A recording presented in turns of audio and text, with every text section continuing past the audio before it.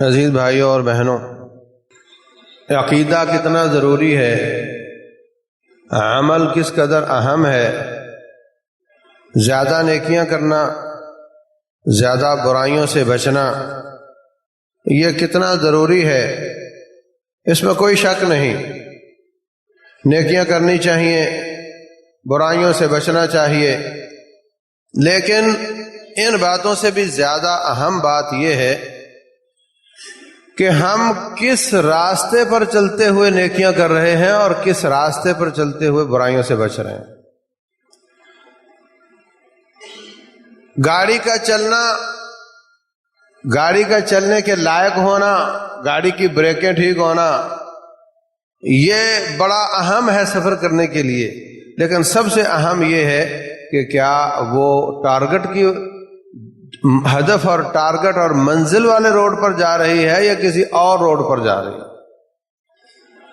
اگر جانا اسلام آباد ہے اور وہ جا لاہور کی طرف رہی ہے تو پھر اس کی ساری پھرتیاں اور تیزیاں اور اس کی چمک دھمک اور اس کا انجن کی درستی اور ٹائروں کا نیا ہونا یہ تیرے لیے نقصان دہ ہے۔ اس سے بہتر تھا پنکچر ہو جاتی، کھڑی ہو جاتی، تجھے منزل سے دور نہ لے جاتی، خراب ہو جاتی۔ اس کی تیزی اور اس کی خوبی تیرے لیے نقصان دہ ہے۔ ایسے انسان غلط راستے پر چل کر پھرتیاں دکھا رہا ہو، پیسہ لگا رہا ہو، محنت کر رہا ہو، سجدوں پہ سجدے کام کر کر کے تھک جا رہا ہو اور اس کا منہج غلط ہو، اس کا طریقہ غلط ہو، اس کا راستہ غلط ہو، تو اس کی تیزیاں اور پھرتیاں، اس کی دن رات کی محنتیں، یہ ساری کی ساری رائیگاں چلی جائیں گی۔ اللہ فرماتے ہیں عاملۃ ناصبہ تصلی نارا حامیہ، عمل کر کر کے تھک جانے والے پھر بھی آگ میں جائیں گے۔ تسقی من عین آنیہ، شدید گرم پانی پینے کے لیے دیا جائے گا۔ لیس لہم طعام الا من ضریع، کھانا بھی جہنمیوں والا دیا جائے گا۔ لا یسمن ولا یغنی من جوع، نہ وہ جسم کو طاقت دے گا اور نہ اس سے بھوک ختم ہوگی۔ العیاذ باللہ۔ تو یہ قل هل ننبئکم بالاخسرین اعمالا، اے نبی صلی اللہ علیہ وسلم میں آپ کو بتا دوں کہ قیامت والے دن بدترین قسم کے ناکام اور فیل کون ہوں گے؟ الذین ضل سعیہم فی الحیاۃ الدنیا، جن کی نیکیاں دنیا میں رہ گئیں، وہم یحسبون انہم یحسنون صنعا، اور وہ یہ سمجھا کرتے تھے کہ ہم تو بڑا اچھا جا رہے ہیں، ہم تو بڑا اچھا کام کر رہے ہیں۔ وہ یہ کہتے تھے کہ اس میں کیا حرج ہے، اس میں کیا حرج ہے، اس میں کیا حرج ہے۔ تو بھائیو، تھوڑا کر لیں، اچھا کر لیں اور ٹھیک راستے پر چل کر کر لیں تو کل کام آ جائے گا۔ ورنہ جو شخص ایسے سوال کا جواب دیتا ہے جو سوال پیپر میں موجود نہ ہو، وہ جتنے چاہے کاغذ کالے کر دے، کوئی نمبر نہیں ملتا۔ تھوڑا لکھ لے، آدھا جواب آتا ہے، آدھا لکھ لے، مگر لکھے سوال کے مطابق تو اس کے نمبر ملیں گے، ویسے نمبر نہیں ملیں گے۔ تو میں عرض کر رہا تھا کہ کس طریقے سے عقائد میں اور کس طریقے سے اعمال اور عبادات میں اسلام کے ماننے والوں نے، مسلمان کہلانے والوں نے فرقہ واریت کو فروغ دیا۔ تو عقیدے میں تیسری چوتھی صدی ہجری تک بگاڑ شروع ہو چکا تھا، بلکہ حضرت علی رضی اللہ تعالیٰ عنہ کے زمانے میں ہی مسلمانوں کو کافر قرار دینا، ان ظالموں نے حضرت علی رضی اللہ عنہ کو بھی کافر قرار دیا۔ یہ عقیدے کی خرابی ہے، یہ عمل کی خرابی نہیں ہے، یہ خروج ہے، یہ تکفیر ہے مسلمانوں کی۔ ایک شخص مسلمانوں کو کافر کہے اور نماز پڑھے تو رفع الیدین کرے، یہ گندے عقیدے والا آدمی ہے، یہ اہل حدیث نہیں ہے۔ بات سمجھے آپ؟ یہ غلط عقیدے والا آدمی ہے، مسلمانوں کو کافر کہے اور نماز میں رفع الیدین کرے اور لمبے لمبے سجدے کرے۔ رسول اللہ صلی اللہ علیہ وسلم فرماتے ہیں میری امت میں ایسے لوگ آئیں گے صحابہ کرام تم اپنی نمازیں اپنے روزے ان کی نمازوں روزوں کے سامنے کم تر سمجھو، تم سے زیادہ روزے رکھیں گے، تم سے زیادہ نمازیں پڑھیں گے، زیادہ ذکر اذکار کریں گے، زیادہ قرآن کی تلاوت کریں گے، لیکن ان کا ایمان گلے سے نیچے نہیں اترے گا۔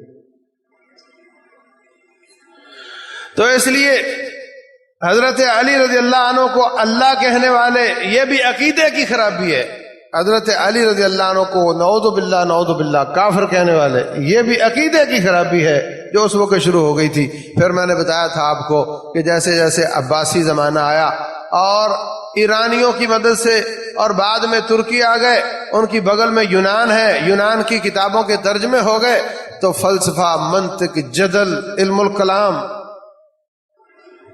یہ مصیبتیں اسلام میں دار آئیں، جس کے نتیجے میں کلامی بحثیں شروع ہو گئیں۔ کتاب و سنت کو چھوڑ کر پہلے لوگوں کا اسلام ثابت ہوتا تھا اللہ اس کے رسول کی بات سے، اب ان کا اسلام ثابت ہوتا ہے عقل سے۔ عقل کیا کہتی ہے؟ تو جب عقل کا کام شروع ہو گیا، عقل کو داخل کر لیا، عقل سے اسلام شروع کر دیا، تو پھر نتیجہ یہ ہوا کہ امت میں بدترین قسم کا انتشار آیا۔ کتاب و سنت اور عقل کی مثال ایسے سمجھو جیسے آنکھ اور سورج۔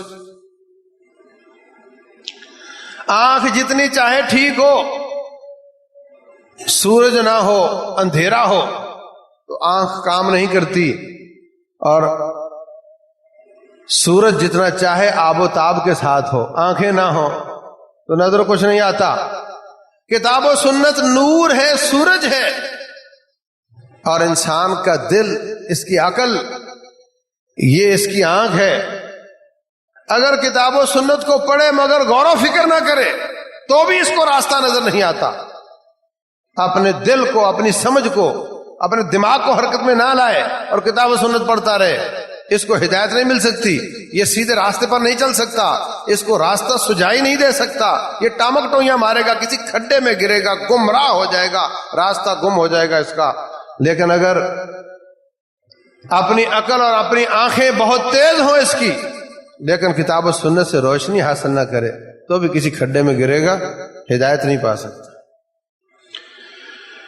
تو جیسے ہی فلسفیانہ بحثیں عربی میں دار آئیں، نتیجہ یہ ہوا کہ یہ بحث شروع ہو گئی کہ جو احادیث ہیں یہ تو راویوں نے بیان کی ہیں، راوی کو بھول بھی سکتی ہیں، لہذا عقل جو ہے یہ اس سے پتہ چلتا ہے کہ اللہ کن باتوں پہ راضی ہوتا ہے۔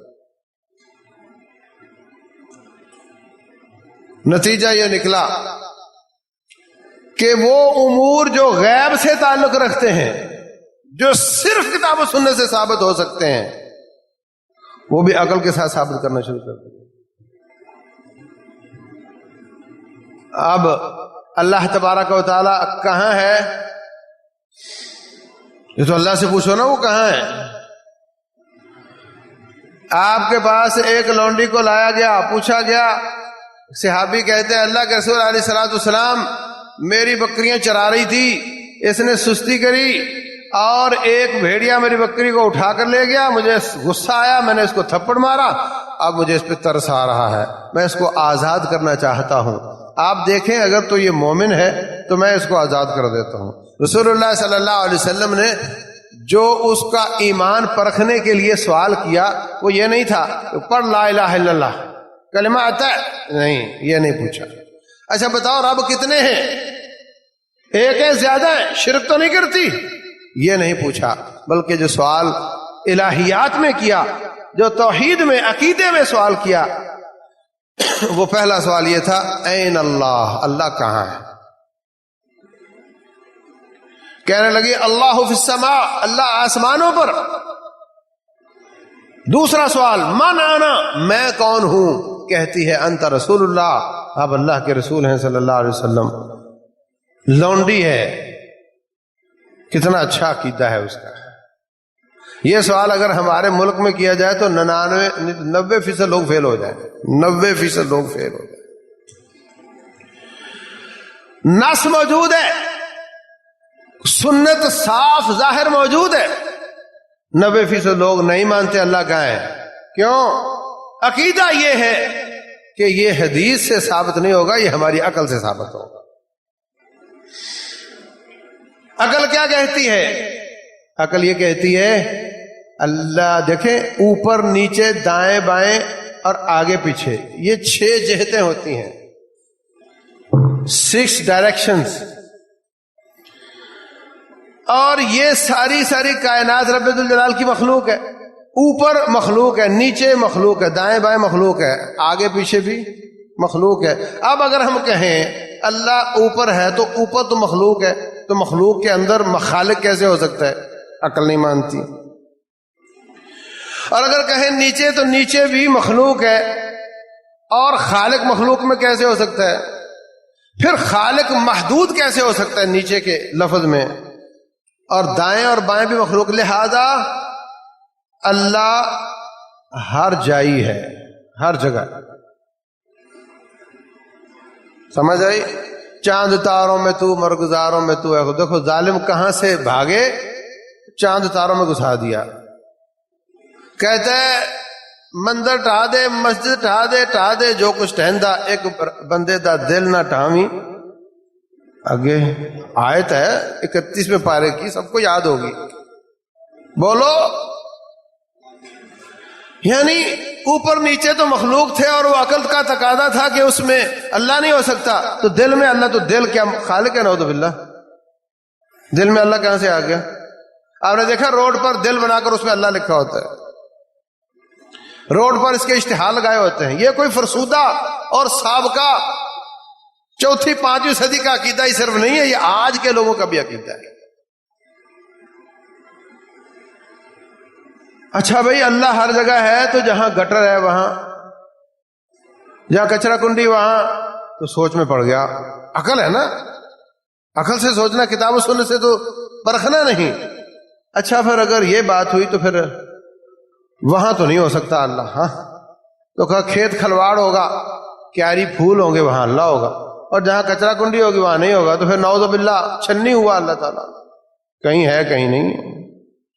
ہاں یہ بھی تو بات غلط ہے. تو پھر کیا کریں، کیا اپنائیں، کون سا عقیدہ ہونا چاہیے اللہ کے بارے میں؟ تو وہ کہنے لگا نہ آگے ہے، نہ پیچھے ہے، نہ دائیں ہے، نہ بائیں ہے، کہیں نہیں ہے. اللہ کہیں نہیں. اس وقت ہمارے معاشرے کے 90% لوگوں کا عقیدہ یہ ہے اللہ کہیں نہیں ہے ہی نہیں. جو کہیں نہیں ہوتا وہ ہوتا ہی نہیں. اگر عقل سے ہی پوچھنا ہے، میں کہتا ہوں بیٹے اس کمرے سے میری کتاب تلاش کرو، وہ اوپر دیکھتا ہے، نیچے دائیں بائیں آگے پیچھے دیکھتا ہے، نہیں ملتی. تو کیا کہتا ہے کہ کتاب کہیں نہیں ہے. جو چیز آگے پیچھے دائیں بائیں نیچے اور آگے پیچھے اوپر نیچے نہ ہو وہ کہیں نہیں ہوتی. تو کہا اللہ لا مکان ہے. اللہ لا مکان کا معنی کہیں نہیں، اللہ کہیں نہیں. نعوذ باللہ. اللہ اکبر. یہ بھی آپ نے سنا ہوگا، لا مکان سے صدا ہوئی سوئے آسماں، پھر چلے نبی بلغ العلا بکمالہ صلو علیہ وآلہ. ہاں سنا کبھی؟ لا مکان سے صدا ہوئی، یعنی اللہ نے لا مکان سے آواز دی، تو پھر جانا بھی لا مکان ہی چاہیے تھا. تو یہ کہہ دو نا کہ اللہ لا مکان چلے گئے، نبی صلی اللہ علیہ وسلم لا مکان چلے گئے ملنے کے لیے. کہا نہیں گئے، وہ آسمان کی طرف ہے، سوئے آسمان پھر چلے نبی. اور اگر آپ آسمان کی طرف گئے ہیں تو پھر اللہ بھی اوپر ہی ہوگا جن کو ملنے کے لیے گئے تھے. تو یہ چونکہ عقل ہے اور عقل عیار ہے، عقل ناقص ہے. کل تک لوگ کہتے تھے زمین چپٹی، آج کہتے ہیں گول ہے. کل تک کہتے تھے سورج اسٹیشنری ہے، یہ رکا ہوا ہے، جمع ہوا ہے، ہلتا نہیں، اب کہتے ہیں نہیں گھومتا ہے. تو عقل بدلتی رہتی ہے. تو چونکہ عقل کے ساتھ عقیدہ ثابت کیا تو پھر وہ مخمسے میں پڑ گئے. کوئی کہتا ہر جگہ ہے، کوئی کہتا کہیں نہیں ہے. نعوذ باللہ. اور یہ عقیدہ وہ اہم ترین عقیدہ ہے جس کی بنیاد پر رسول اللہ صلی اللہ علیہ وسلم نے اس عورت کو مومن کرا. فرمایا آتقھا فإنھا مؤمنہ، اس کو آزاد کر دو، یہ مومنہ ہے، میں محمد اس کے ایمان کی گواہی دیتا ہوں صلی اللہ علیہ وسلم۔ اللہ تبارک و تعالیٰ فرماتے ہیں واللہ لا یحب الکافرین واللہ یحب المتقین، اللہ متقین سے محبت کرتا ہے۔ اب ہم نے اللہ کی صفات بھی عقل سے ثابت کرنی ہے، لہذا محبت جو ہوتی ہے وہ تو ایک مجبوری ہوتی ہے۔ کسی سے محبت ہو جائے تو انسان وہ کام کرتا ہے جو عقل نہیں مانتی۔ کوئی آفیسر اپنی بیوی کی سفارش پر ایسے ایسے تبادلے کر دیتا ہے جو وہ نہیں کرنا چاہ رہا ہوتا، بیوی کی محبت میں، بچوں کی محبت میں وہ کام کر دیتا ہے جو وہ روٹین میں نہیں کرنا چاہتا۔ نفرت، غصہ، یہ بھی انسان کو مجبور کر دیتا ہے۔ آپ کتنے لوگ آ جاتے ہیں جی میں نے طلاق دے دی، وہ اصل میں غصے میں تھا، مجھے پتہ نہیں چلا، ہے نا؟ تو غصے میں انسان وہ آل فال بول دیتا ہے جو وہ نہیں بولنا چاہتا، جس پہ بعد میں پشیماں ہوتا ہے۔ تو یہ تو منفی قسم کی صفات ہیں، لہذا عقل یہ کہتی ہے کہ رب کی نہیں ہونی چاہیے۔ قرآن کہتا ہے غضب اللہ علیہم ولعنہم، اللہ ان پہ ناراض ہوا، اللہ ان پہ غضب کرتا ہے۔ قرآن کہتا ہے واللہ یحب المتقین، اللہ متقین سے محبت کرتا ہے۔ لیکن عقل کہتی ہے نہ اللہ میں غصہ ہے اور نہ اللہ تعالیٰ میں محبت ہے۔ لہذا عقلانیوں کے تین قسمیں بن گئی۔ ایک کہتی ہیں کہ اللہ تعالیٰ کے جتنے نام ہیں ان میں جتنی اللہ کے اوصاف ہیں، صفات ہیں، اس کو مانو ہی نہ۔ کہو اللہ تعالیٰ رحیم ہے مگر رحم نہیں کرتا، اللہ کریم ہے مگر کرم نہیں کرتا، نعوذ باللہ۔ اللہ بصیر ہے مگر دیکھتا نہیں، اللہ سمیع ہے مگر سنتا نہیں۔ یہ میں نے آپ کو شاید بتایا تھا کہ یہ جہمیہ ہیں، جہم بن صفوان کے ماننے والے، اور اس کے بعد آگے معتزلہ۔ یہ انہوں نے کہا جی اللہ کی کوئی صفت نہیں، اللہ تمام صفات سے خالی ہے، نعوذ باللہ۔ زیادہ صفات مانو تو زیادہ معبود بن جاتے ہیں، ایک سمیع رب، ایک بصیر رب، ایک کریم رب، ایک غفور رب، ایک رحیم رب، اتنے رب، یہ تو شرک ہے۔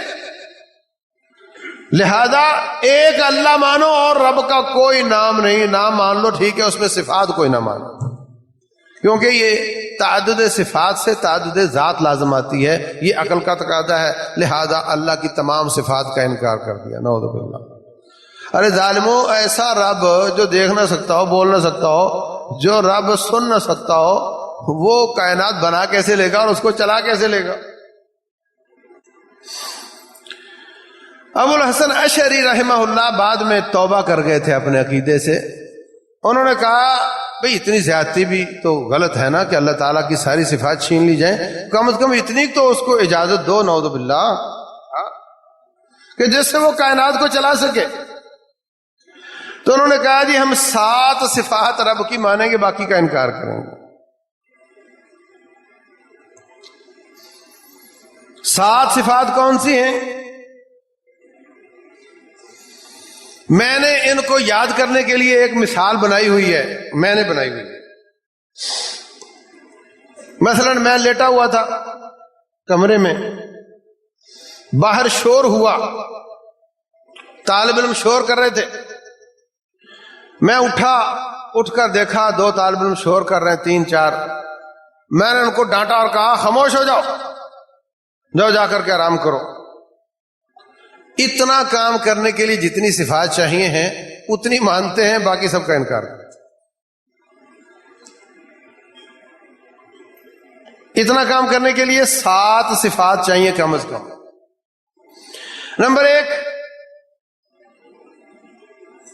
میں زندہ تھا تو ہی سنا، شور سنا تو حیات مانتے ہیں۔ نمبر 2، میں نے سنا تو سماعت مانتے ہیں۔ نمبر 3، میں نے ارادہ کیا کہ اٹھ کر دیکھوں باہر کیا ہو رہا ہے، ارادہ مانتے ہیں۔ نمبر 4، طاقت ہمت تھی تو اٹھانا، بیمار بڈھا ہوتا تو نہیں اٹھ پاتا، تو طاقت قوت کو مانتے ہیں. کتنی ہو گئی؟ اس کے بعد کہتے ہیں کہ دیکھا کہ کیا ہو رہا ہے، تو آنکھوں نے بتایا کہ دو لڑکے لڑ رہے ہیں آپس میں، تو بصارت مانتے ہیں. آنکھ نے وہ تصویر دل کو بھیجی کہ تو دل میں علم حاصل ہوا کہ دو لڑکے لڑ رہے ہیں، تو علم مانتے ہیں. اور میں نے کہا خاموش ہو جاؤ، تو کلام مانتے ہیں. یہ 7 صفات مانتے ہیں، باقی ساری صفات کا انکار کرتے ہیں. یہ سب مصیبت کب شروع ہوئی؟ جب فلسفیوں کی کتابوں کے ترجمے ہوئے اور مسلمانوں نے اسلام دین اللہ اس کے رسول سے لینے کی بجائے اپنی عقل سے لینا شروع کر دیا. اور جو اللہ تعالیٰ کی کلام ہے اس میں بھی پھر ایسا گندا عقیدہ ہے کہ وہ ماننا نہ ماننا برابر ہے. مثلا کہتے ہیں کہ اللہ تعالیٰ کی نعوذ باللہ کلام نفسی ہے، اللہ جب چاہے نہیں بول سکتا. یعنی میری تقریر اگر آپ کے موبائل میں ہو، جب آپ اس کو پلے کرو گے تو آواز آئے گی نا، ویسے تو وہ ایک ڈاٹا ہے، معلومات ہیں. تو کہتے ہیں اللہ تعالیٰ کی کلام ڈاٹا ہے، معلومات ہے، جب چاہے نہیں بول سکتا نعوذ باللہ. تو کلام کا بھی حقیقت میں انکار ہی کرتے ہیں. اور قرآن حکیم میں جتنی رب ذوالجلال کی صفات آئیں گی ان سب کو ان 7 سوراخوں سے گزارتے ہیں. جہاں آئے گا اللہ تعالیٰ متقین سے محبت کرتا ہے، کہیں گے اللہ متقین سے خیر کا ارادہ رکھتا ہے. ارادہ تو مانا نا انہوں نے، بولے خیر کا ارادہ رکھتا ہے. جہاں آئے گا اللہ تعالیٰ یہودیوں پہ غضب کرتا ہے، کہیں گے اللہ ان کے ساتھ شر کا ارادہ رکھتا ہے. غضب نہیں مانیں گے. اور قرآن حکیم کے ترجمے اور تفاسیر جو اردو میں موجود ہیں ان میں جا کر دیکھ لینا. یہ والی آیات اگر آپ دیکھنا چاہو کہ لکھنے والے کا عقیدہ کیا ہے تو آپ یہاں سے اس کو پکڑ سکتے ہیں. سورہ ملک کی پہلی آیت، تبارک الذی بیدہ الملک، پاک ہے وہ ذات جس کے ہاتھ میں اللہ تعالیٰ کی بندے کی جس کے ہاتھ میں بادشاہی ہے، ملک ہے. ترجمہ کریں گے جس کے قبضہ قدرت میں ملک ہے. قدرت تو مانا نا، طاقت قدرت میں نے بتایا 7 میں سے ایک ہے. تو کہیں قبضہ قدرت میں، ہاتھ نہیں مانیں گے، اللہ کے ہاتھ کا انکار کریں گے. تمام صفات کا انکار کر کے ان 7 سوراخوں سے گزاریں گے، باقی سب کا انکار کریں گے. ایک دن میں نوائے وقت پڑھ رہا تھا تو نور بصیرت کے نام سے کالم لکھا ہوتا ہے سر راہے کی بغل میں. اب آپ سمجھو کہ یہ تو کوئی 4ویں 5ویں ہجری کی باتیں کر رہے ہو، نہیں. نوائے وقت کے کالم میں میں نے خود پڑھا، وہ کہتا ہے اللہ تعالیٰ کی ساری صفات ہم نہیں مانتے، صرف 7 مانتے ہیں، اور وہ یہی ہے. ان کو ہماری زبان میں سبعیہ بھی کہتے ہیں کہ 7 صفات کو ماننے والے، اور ان کو اشاعرہ بھی کہتے ہیں، اشاعرہ، کیونکہ ابو الحسن اشعری کے ماننے والے ہیں. ابو الحسن اشعری رحمۃ اللہ علیہ وفات کے وقت طائب ہو گئے تھے. کہا میں جو بولتا رہا غلط بولتا رہا، مگر ان لوگوں نے ان کی وفات کے بعد ان کا فرقہ بنایا. دوسرے اٹھے ماتریدی. ان سب کے ایمان میں اختلافات ہیں، ایمانیات میں. اور ایمان صرف کوئی کہتا ہے صرف قول ہے، کلمہ پڑھ لینا ایمان ہے، دل میں ہو یا نہ ہو. دوسرا کہتا ہے دل میں ہو اور زبان سے بولے تو ایمان ہے. تیسرا، لیکن صحیح بات یہ ہے کہ دل میں بھی ہو، زبان پر بھی ہو، اور عمل صالح بھی اس میں ہو. نیکی کرنے سے ایمان بڑھتا ہے، برائی کرنے سے ایمان کم ہو جاتا ہے. مگر وہ کہتے ہیں ایمان میں عمل کا کوئی دخل ہی نہیں ہے. کوئی جتنا بڑے سے بڑا گناہ گار ہو اس کا ایمان اور جبریل امین کا ایمان برابر ہے، اس لیے کہ عمل کا کوئی دخل ہی نہیں ہے. نہ یہ کم ہوتا ہے نہ بڑھتا ہے. جبکہ قرآن کہتا ہے وَإِذَا تُلِيَتْ عَلَيْهِمْ آيَاتُهُ زَادَتْهُمْ إِيمَانًا، جب ان پر اللہ کی آیات کی تلاوت کی جاتی ہے تو ان کا ایمان زیادہ ہو جاتا ہے. درس سنتے ہوئے، خطبہ سنتے ہوئے ایمان بڑھ جاتا ہے. ہٹی دکان پر ایمان کم ہو جاتا ہے. ہم اس بات کو محسوس کرتے ہیں مگر وہ اس کا انکار کرتے ہیں، کہتے ہیں ایمان زیادہ نہیں ہو سکتا، نہ کم ہو سکتا.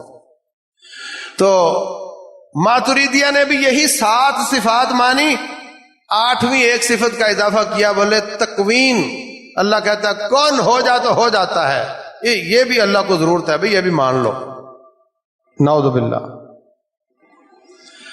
7 اشاعرہ والی اور ایک صفت تکوین، یہ بولے کہ اس کا اضافہ ہے، یہ 8 صفات ہم مانتے ہیں۔ اور میں پہلے بتا چکا کہ جو کلام کی صفت ہے یہ وہ مانتے ہیں مگر انکار جیسا مانتے ہیں، کہتے ہیں اللہ تعالیٰ کی کلام جو ہے وہ الفاظ اور آواز والی کلام نہیں ہے، الفاظ اور آواز والی کلام نہیں ہے، وہ تو کلام نفسی ہے، جیسے USB میں ڈاٹا ہوتا ہے یا آپ کے موبائل میں کسی کی تقریر ہوتی ہے، بلے کیے بغیر وہ جو کیفیت ہے وہ ہے اللہ کی کلام، نعوذ باللہ۔ یہ سارا گٹر عقیدہ کہاں سے آیا؟ جب انہوں نے کتاب و سنت کو چھوڑ کر اپنی عقل کے ساتھ اسلام ثابت کرنا شروع کیا، دین ثابت کرنا شروع کیا۔ اس وقت جو آپ کے معاشرے میں نظر آتا ہے، جو آپ کے اڑوس پڑوس میں، پورے سب کانٹیننٹ میں، بنگلہ دیش سے لے کر آگے تک، بلکہ بلخ، بخارا، سمرقند اور آذربائیجان، ترکمانستان، ان سب علاقوں میں یہی عقیدہ اپنایا گیا ہے۔ پہلے عمل میں عقیدہ ایک رہا، عمل میں 4-5 اماموں کو مان کر امت کو 4-5 پر تقسیم کر دیا گیا، عبادات میں، اعمال میں عقیدہ سب کا ایک ہی تھا۔ اگر کوئی حنفی عمل میں تھا تو سلفی عقیدے میں تھا، اگر کوئی شافعی عمل میں تھا تو سلفی عقیدے میں تھا، اگر کوئی مالکی تھا عمل میں تو عقیدے میں وہ سلفی تھا۔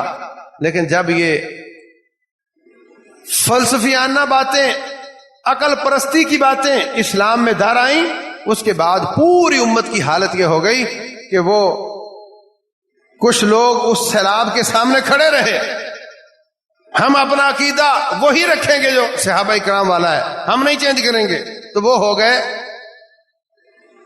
ان کا نام بدلتے بدلتے پہلے جب حضرت علی کے ساتھ شیعہ کے لوگوں نے اپنی نسبت کی شیعان علی تو باقی سنی کہلائے۔ سنیوں میں جب یہ مختلف قسم کے فلسفیانہ بحث، علم الکلام، علم الجدل، علم المنطق، علم الفلسفہ یہ آ گیا تو کچھ اصحاب الرائے اور کچھ اصحاب الحدیث ہو گئے۔ یہ تو کتاب و سنت کو ماننے والے ہیں اصحاب الحدیث، اور یہ رائے اور عقل پرستی والے ہیں یہ اصحاب رائے ہو گئے۔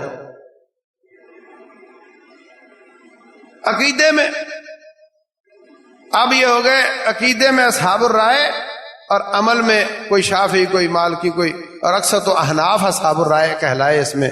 اس کے بعد یہ ہوا کہ جب ترکی کی بغل میں،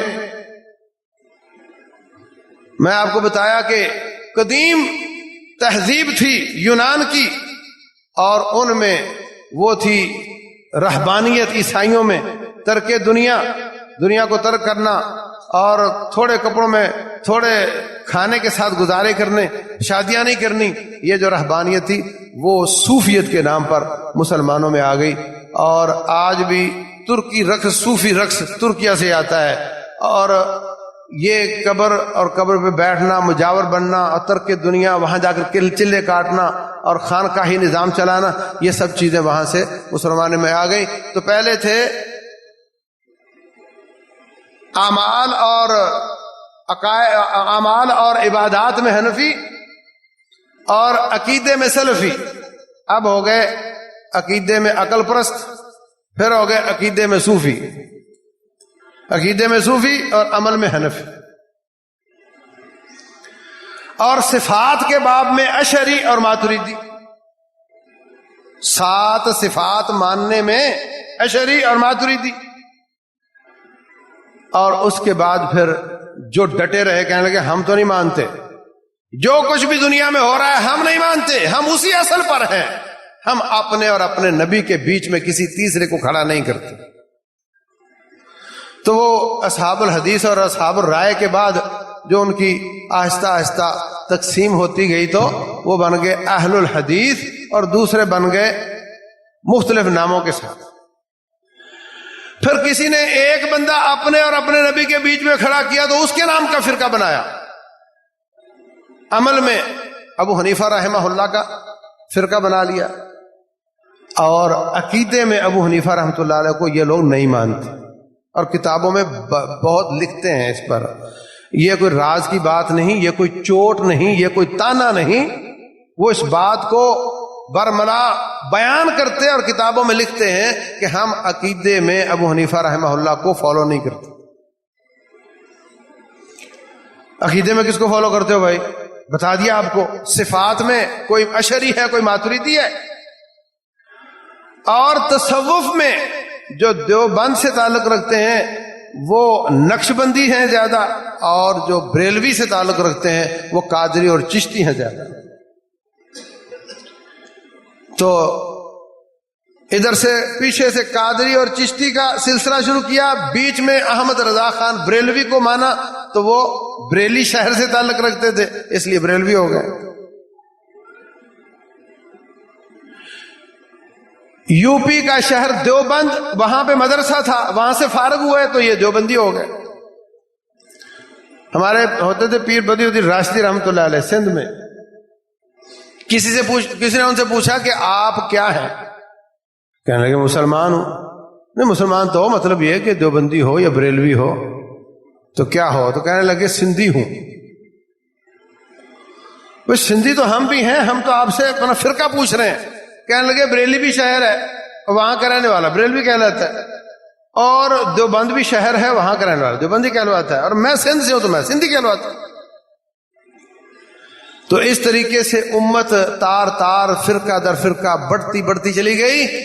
اور بعد میں حالت یہ ہے کہ پھر ان میں اب دیکھو ابو حنیفہ رحمۃ اللہ علیہ کا ٹائٹل ایک ہونے کے باوجود نیچے سب ٹائٹل چونکہ مختلف ہے، اس لیے وہ اس کے پیچھے نماز پڑھنے والے کو کافر اور بیوی کو طلاق سمجھتے ہیں، نکاح توڑ دیتے. وہ اس کے پیچھے نماز پڑھنے والے کے نکاح توڑ دیتے ہیں. اور پھر دیوبندی آپس میں پھر یہ حیاتی اور یہ مماتی ہے، جو اس کے پیچھے نماز پڑھے اس کا نکاح ٹوٹ جاتا ہے، جو اس کے پیچھے پڑھے اس کا بھی ٹوٹ جاتا ہے. اور بریلویوں کے نیچے کئی اور سب ہیڈنگ لگے ہوئے ہیں جس کے ساتھ وہ امت اسلامیہ کو تار تار کرتے چلے جاتے ہیں. کچھ لوگ بےچارے تھوڑے رہ گئے، وہ کہنے لگے تم جو چاہو بنتے رہو، ہم تو آج بھی اپنے نبی محمد کو ہی امام مانتے ہیں صلی اللہ علیہ وسلم. ہم بیچ میں کسی کو نہیں لاتے، آج بھی ہمارا امام وہی ہے. ہم ہیں اہل سنہ والجماعہ، سنت مصطفیٰ پر چلنے والے، اور سنت پر عمل کرنے کا طریقہ وہ جو صحابہ کرام نے کر کے دکھایا. جماعت سے مراد صحابہ کرام کی جماعت. تو لوگ کہتے ہیں کہ ہندوستان کی پیداوار ہے، کوئی کہتا ہے یہ انگریز کی پیداوار ہے، کوئی یہ سب جہالت کی باتیں. کوئی کہتا ہے محمد بن عبد الوہاب کے بعد شروع ہوئے ہیں، جہالت کی باتیں. میں کہتا ہوں ابو حنیفہ رحمۃ اللہ علیہ، مالک شافعی، احمد بن حنبل، دوسرے تیسرے اللہ سب پر رحمت فرمائے، یہ لوگ اگر اپنے اور اپنے نبی کے بیچ میں امام کھڑا کیے بغیر جنت میں جا سکتے ہیں تو ہم بھی جا سکتے ہیں. انہوں نے اپنے بیچ میں کوئی نہیں کھڑا کیا. جس طریقے اور منہج پر وہ تھے آج ہم بھی اسی پر اللہ کے فضل سے.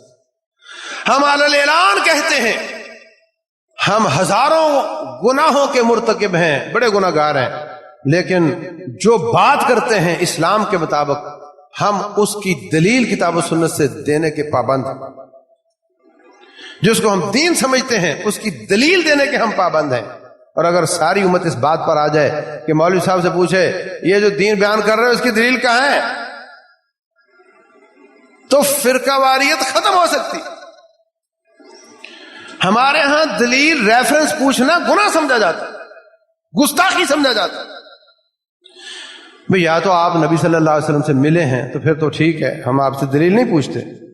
جب آپ کے اور ان کے بیچ میں بڑے فاصلے ہیں تو پھر ہمیں بتاؤ آپ تمہیں یہ دین کہاں سے ملا، اس کا کوئی ریفرنس دو. خالی ریفرنس پوچھ لینے سے ہی دودھ دودھ ہو جاتا ہے، پانی پانی ہو جاتا ہے.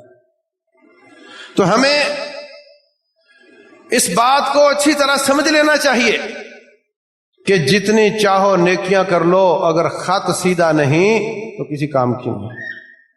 خط سیدھا ہوگا تو گناہ گار بھی ہوں گے، کمزور بھی ہوں گے، انشاءاللہ سزا پا کر یا اللہ کے فضل سے بغیر سزا کے جنت ضرور ملے گی اللہ کے فضل سے۔ اس میں بہت باریکیاں ہیں، انشاءاللہ میں عرض کروں گا کہ کن کن مسائل میں کہاں کہاں اختلاف ہے اور اس کے کیا کیا دلائل ہیں اور سچ کیا ہے۔ اللہ تعالیٰ نے فضل کیا تو میں عرض کروں گا۔ اللہ تعالیٰ ہم سب کو سمجھنے اور عمل کرنے کی توفیق عطا فرمائے۔ وما علینا الا البلاغ۔